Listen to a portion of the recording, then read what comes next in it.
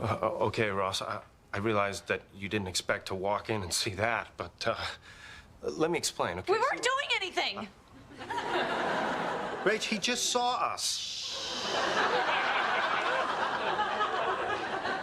But what you saw, that is the extent of it, okay? One kiss. No, come on, that is a lie. We also kissed in Barbados. Dude, chill!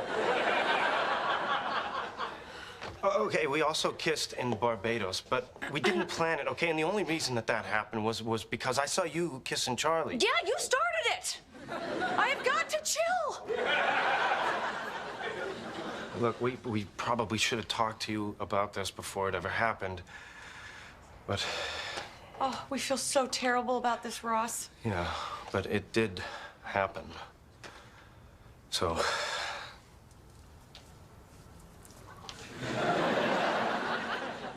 Ross?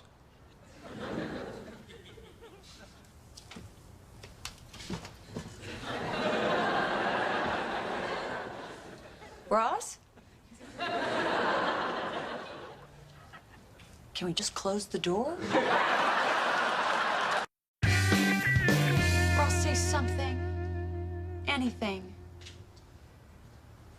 So you two are... Yeah. And have you had... No. But if I hadn't walked in here, would you... Probably... No. Ross, this is not how we wanted you to find out about this. You have every right to go nuts. I'm not going nuts. Do you see me going nuts? No, but you know what I mean. Hey.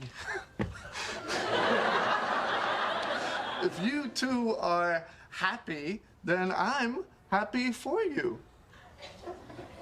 I'm fine. Really? Absolutely. I'm fine. Totally fine. I don't know why it's coming out all loud and squeaky, because really, I'm fine. I'm not saying I wasn't a little surprised to see you guys kissing. I mean, at first, I was like, ah! But now that I've had time to absorb it, loving this, Ross. it's all working out. Me and Charlie and you two. You know what we should do? Calm ourselves? No. We should all have dinner. Yes, we'll do it tomorrow night. I'll cook. Look, don't you think that'll be a little weird? Weird? What? What's weird? The only thing weird would be if someone didn't like Mexican food because I'm making fajitas.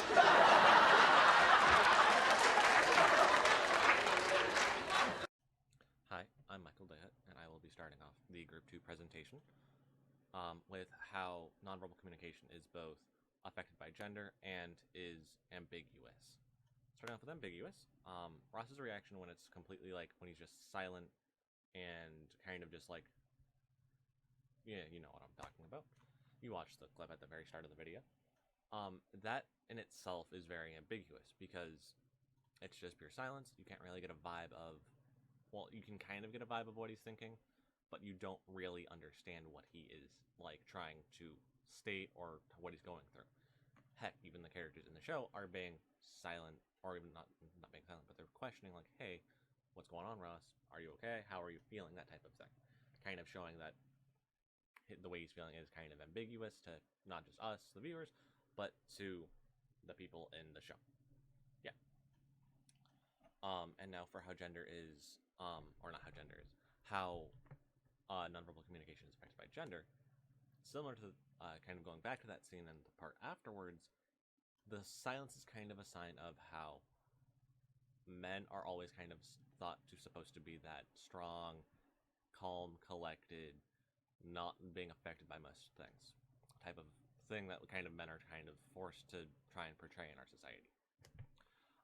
And I think the silence and the way he reacts afterwards, where he's like, yeah, no, I'm fine. There's nothing wrong. Yeah, I'm happy for you. Yup.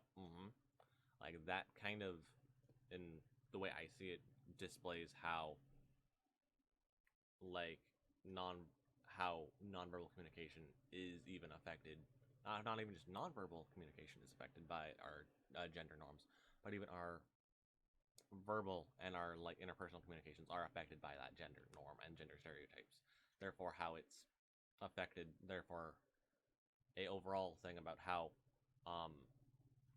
not just nonverbal, but communication as a whole is affected by gender and the way our society views that type of aspect and things. So yeah, I'm gonna pass it now on to Brianna with her part of the show, or her not show, with her part of the thing. You know what I'm talking about. Go over and say hi.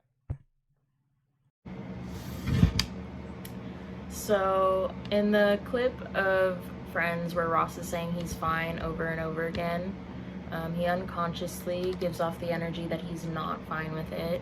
I think more towards the end he figured out that he was not, it didn't really sound like he meant what he was saying. I'm fine, I'm fine, I'm fine. That's why he addressed that his voice was really squeaky, and obviously when someone's lying or just not being truthful, their voice can waver. That squeaky voice was kind of a tell that he didn't actually mean what he was saying. I also think he unconsciously wanted to be happy for them just because it is one of his best friends just getting together, but one of them was also his ex-girlfriend, who's also the mother of his child. So I could see why he did not want to be fine with that, but I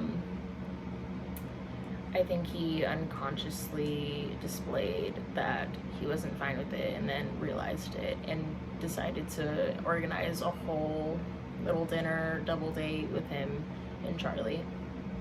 And it's relational because he's kind of displaying his not being okay with Joey and Rachel getting together just because he doesn't want Rachel to be with Joey, because in the end of Friends, obviously Ross and Rachel end up together. So I think deep down he always wanted Rachel, obviously, so he didn't want, that's the relationship he wanted with Rachel. He didn't want Joey to have that, so he non-verbally communicated that through his tone and through his body language. He was just being kind of squirmy, and his actions in organizing a whole double date, and he was just acting kind of manic towards the end of the video. And I think that just shows that he wanted to have a different kind of relationship with Rachel than what he had at the time. He wanted what Joey had with Rachel. Hey everyone, my name is Payson Jones, and our group has received the topic of nonverbal communication. Nonverbal communication is basically the transfer of information through the use of body language. There are several factors that go into how nonverbal communication works. I have decided to mainly focus on the relational aspect of nonverbal communication. We have chosen a video clip from the iconic show Friends, where the main character Ross walks in on his ex-girlfriend and best friend kissing. Immediately, you could see how distraught Ross was, strictly based off his kinesics. His oculasics completely gave it away, as it looked like he was about to cry due to the amount of feelings attached to Rachel. This situation had caused him to act uncomfortable throughout the clip, as his voice gets higher and higher and he starts fumbling his words. This is a clear example of how body language connects specifically to how Ross feels in his relationship with Rachel.